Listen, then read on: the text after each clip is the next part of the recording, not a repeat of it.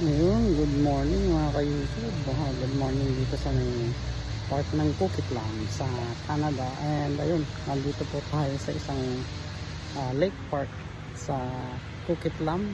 Ang tawag dito ay Lafarge Lake. So ayan, may isda po ulit tayo tulad ng dati. Yan ang itsura. May fountain siya sa gitna. Then so far, medyo ewan ko kung paano yung pangingisda dito. May 1 hour na ako dito, kaso nga lang wala pang kumakagat ng isa. Sinubukan ko salmon egg, sinubukan ko yung mga rubber na pain natin na ginamit natin sa rice lake, hindi gumagana dito. Ewan kung saan banda. Ang sabi kasi sa akin, dito daw sa dock. Ayan, dito tayo sa dock.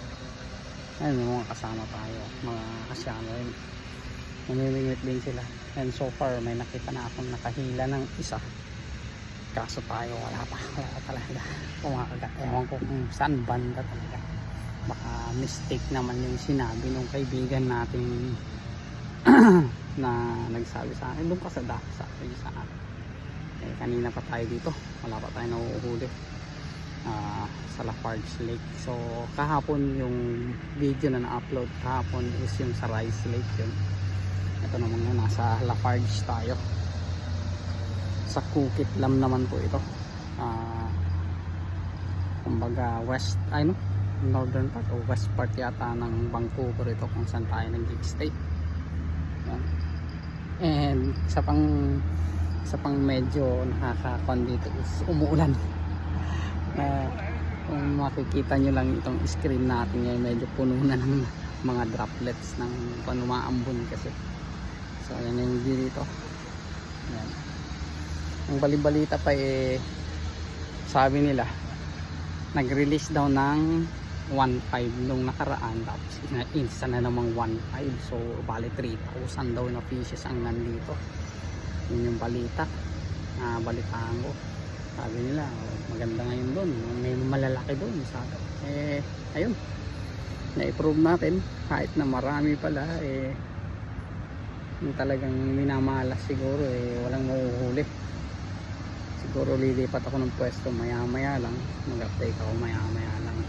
So yung floater natin nandun, ayun kung makikita nyo, ayun o, ayan, camorant yan, nakikita nyo yung camorant, nanguhuli din ng isda yan.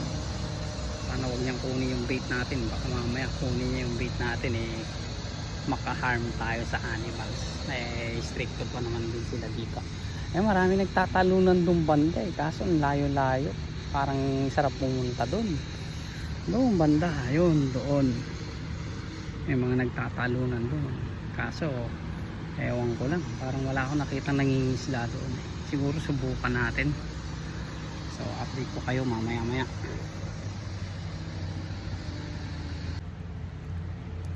Ayun, update tayo after 1 hour. Nakatsamba rin tayo sa may gilid, nakakuha tayo dito siya. Pakita ko lang sa inyo, pero maliit.